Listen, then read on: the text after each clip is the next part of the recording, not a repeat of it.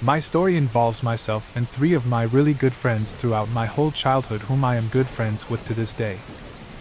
I could not write this story to you without their help, consent, and experiences as well. The story you are about to read is true, and not made up in any way. Regardless whether we had been seeing things or not, the reality is we had experienced something very horrifying the one night at my friend Kevin's cabin. We thought long and hard about actually sharing it or not, afraid of being ridiculed, but we are ready to share with the community, and again you had to be there to experience it. One of my friends had actually suffered a nervous breakdown after the incident, and needed counseling in itself, regardless. I would like you to know also I have always been a skeptic on the paranormal, and find it very hard to believe in many aspects. But I love to watch, listen, and read on it simply because I always love to have an open mind in life. An open mind, in my opinion, is a growing one. Whether it was paranormal or not, someone was clearly there that night. Now finally on with the story. During the midsummer, usually around the middle of July, me and a couple of my good friends all the way through my childhood always made time to go up to my one friend's family cabin way up north in the forest of Minnesota, cabin located on Vermilion Lake. Throughout all of our young years we would always go, for sure accompanied by my friend's dad and sometimes a few of our dads as well. Once we were juniors in high school we felt mature and old enough to go to the cabin on our own finally without Kevin's dad or any other adult supervision that may have accompanied us. I would like to mention a little information in regards to my friend's cabin to help you picture the scenario. My friend's cabin is very remote and very little based upon a very large-sized island. Other cabins were on the island, but the next one closest to us was a solid QRT. Or half-mile away at least, which you could get to by taking a man-made path around the island. And I want to mention that to get to my friend's cabin, you had to park on a gravel road on the opposite side of the island, as his cabin was on an island, and take his boat across the lake about a half-mile to reach the cabin. My mind always had a tendency to run around when sleeping there at night throughout all my years, for it was all one level with only 2 bedrooms next to one another. A kitchen living room connected and a bathroom in the back of the cabin. And where you slept in the cabin was there always at least one window in each room with no curtain to it at all. So it was very easy to see outside to the woods and lake, and this is where my mind would run as I always thought someone was peering in. I had been to this cabin a dozen times throughout my lifespan and nothing had ever happened, and the older I got the easier it was to sleep. Now for the event. We usually would stay a week's worth or 4 or 5 nights. On the 3rd night during the trip, when we were there on our own finally, we had set up a campfire and had been drinking beer all night. We went out to his dock to gaze up at the magnificence of the stars and enjoy our buzz when all of a sudden we heard something out at the water that sounded like a fish jumping out to catch a bug. We quickly looked out at the lake with curiosity, wondering where the splash came, having our poles ready 24/7. Thankfully the moon was out that night, which helped lit up the lake, otherwise it would be dark as black with there being no city lights for miles upon miles. And we would not have been able to see anything on the lake. My one friend began to point out, saying, what the hell is that?" after looking closely and finally spotting what he was pointing at. All I can describe it was it simply looked like a head out in the middle of the lake just floating about, staring at us directly. It was about 3 QRTs worth of a football field length out in the lake from the dock. There is no question that I could see its features.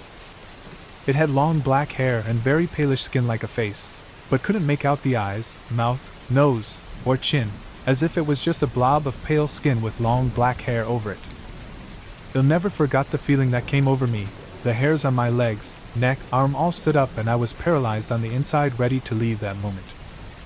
But we told ourselves it was just a loon, as these birds are very popular night drifters on the lake and do their hunting late, and also have black with white colors on their coats, and hunt by diving deep into the water, holding their breath up to minutes sometimes. So it was possible that a loon all of a sudden popped up in the water after hunting a bit, or at least we tried to talk ourselves into that scenario. All of us having the creeps and noticing it wasn't moving one bit, just treading water in its same place. Went back to our campfire, lit it even brighter, and headed inside to drink more. I would like to mention that there was a staircase outside my friend's cabin, about 8 stairs in length down to the bottom where the fire pit was and dock. We soon forgot about the head with the help of the beer until I had to use the bathroom really bad and the one inside was preoccupied. I just went outside to do my business, since we were in the great outdoors. When I had been taking a pee and glancing out at the beautiful moonlit lake, I noticed that the black circle object was still there but about 30 yards closer now, still looking as if it was staring right at me. I could easily see the nose on this thing's face. Again, it was very pale, like it hadn't seen the sun for years. A very, very uneasy feeling came over me and I immediately went inside, told my other friends to come look quick, keeping my eyes glued to it at the door to the cabin. We came outside to see it still there looking at us, as if this head was corked up at us with its chin in the air. Nobody dared go down to the dock anymore, and we immediately went back inside, ruling out that it probably wasn't a loon because a loon wouldn't have tread the water in the same spot. Eventually the current would have drifted it somewhere else in a rocking manner. For a loon to stay in the same spot for almost an hour or two made no sense to any of us. This head-like object was stiff as a board and not moving a single muscle, just staring up at us from the deck instead. There was no ripple effect at all in the lake from the object. We said it was just a log and went back in. I could tell everyone else felt uneasy too. A few hours would pass. It was super late into the night at this point, and knew we needed sleep. Being my curious self, I looked back outside once more. And the black object had completely vanished. I could help but feel a sense of relief, thinking the log must have floated off or just hit shore somewhere. As we slept with the windows open that night, me and my other buddy slept in the living room while my two other friends slept in the two separate bedrooms with their doors open. Not being able to sleep but keeping my eyes peeled shut, I began to hear someone walking around at the bottom of the stairs to the cabin. I thought I was about to shit bricks. No question what or whoever I heard down there was at the dock now, pacing back and forth as it made the sound of a boot clicking on the wood. It was as if they weren't sure what to do with themselves. It lasted for about 3 minutes. Wanting to whisper to my buddy but frozen in fear, I just kept my eyes shut and ears on full alert. The footsteps sounded like they took 2 steps up the deck stairs all of a sudden, but then turned around and sounded like they were sprinting out down the man-made path. After it sounded like the steps were long gone and a couple minutes had passed, I woke up Tommy asking if he heard the steps, both of us sitting up. I was startled to my friend walking out of his room and saying we need to leave a minute after these steps vanished. He must have heard us talking, so felt he could come out as well. But either way, he was waking us up regardless. Something was very disturbing about his expression, and I asked him, why? He woke up my other friend in the other room and said, let's go. Get to the boat. It's time to go. Asking him, he explained to us quickly while grabbing his stuff, and I will never forget what he explained, as won't my other friends. He said when he was turning sides on his bed to get more comfortable, he saw someone peeking in at the top right corner of his window, and it quickly shifted out of his view. He said all he saw was one eye, ghostly white skin, and black hair long down the window. Again, another thing I would like to add. When we look back at what he experienced, it chills us to the bone, realizing that since this face was in the top right corner of the window in my friend's room that he was sleeping in, this thing either was damn near 8 feet tall, standing on something like bricks trying to peek in, or was floating. Ryan then continued to say, let's fucking go, very seriously. Absolutely disturbed the fuck out of my mind and feeling like I was gonna be sick, and then telling them what my friend and I heard in the living room. We all agreed and packed our stuff and booked it. Not cleaning the cabin or anything. We locked up, and as we headed down the stairs we saw bare footprints in the dirt heading off into the path and all around the cabin. We picked up our step getting to the boat, threw our stuff on the boat, untied it, and sped off. I didn't even think about the head in the water anymore or to look in the water. My eyes were just glued to the island trying to spot anything moving, but I saw nothing. When we had finally gotten our stuff packed in the car and boat tied up, we hopped in the car and took off. We had been driving out about 10 miles, and out of the blue Ryan all of a sudden broke down in the car sobbing, saying, what was it, guys? Oh fuck, what did I see? We called to tell our parents what had happened on the way back and that Ryan was freaking out, and they told us to just get home safely and quickly.